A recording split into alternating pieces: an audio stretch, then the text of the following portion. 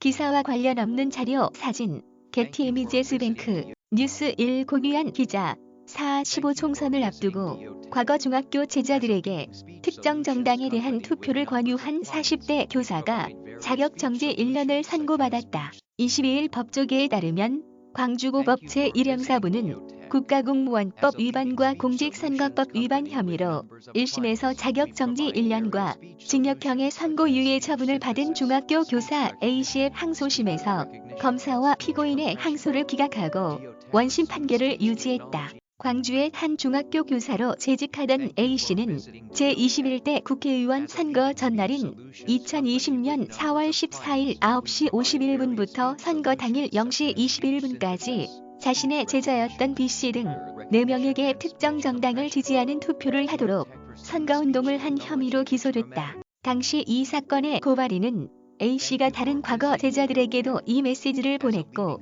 교육 현장에서도 학생들에게 정치적으로 편향된 교육을 하고 있다고 주장했다. 기사와 관련 없는 자료, 사진, 게티 이미지스 뱅크. 공무원은 헌법과 국가공무원법에 따라 선거에서 특정 정당 또는 특정인에 대한 투표를 권유해서는 안 된다. 특히 교육 공무원의 지위와 권한은 선거운동에 남용될 소지가 많아 보다 철저한 중립성이 요구된다. 하지만 A씨는 당시 B씨 등의 카카오톡 메신저로 너희는 몇 번을 찍어야 하느냐 대답하라고 물은 뒤 틀리면 촉 사망이라는 경고성 메시지를 보냈다. 또 투표들 정신 차리고 해.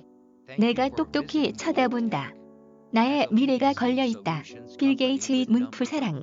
1번 더불어민주당, 5번 더불어시민당 등 문구와 정당 번호가 삽입된 그림도 첨부했다. 기사와 관련 없는 자료, 사진, 게티 이미지스 뱅크. 앞서 A씨는 제18대 대통령 선거를 앞둔 2012년 8월쯤에도 당시 박근혜 후보에 대한 허위 발언으로 2013년 벌금형을 선고받은 전력이 있는 것으로 조사되기도 했다. 재판에 넘겨진 A씨는 공무원의 선거운동이 법률에 위배된다는 점에 대해 인식하면서도 공적인 영향력과 관계없이 공무원의 정치적 표현의 자유 등을 과도하게 침해한 것은 헌법상 과잉금지 원칙에 위배된다고 주장했다. 1심과 2심은 이런 A씨의 주장을 받아들이지 않았다. 재판부는 헌법이 보장하는 공무원의 정치적 중립성에 대한 입법 목적에는 기간과 방법, 태양을 불문하고 일체의 선거운동 또는 선거에서의 투표 권유운동을 금지하고 있다는 점을 판단 근거로 들었다.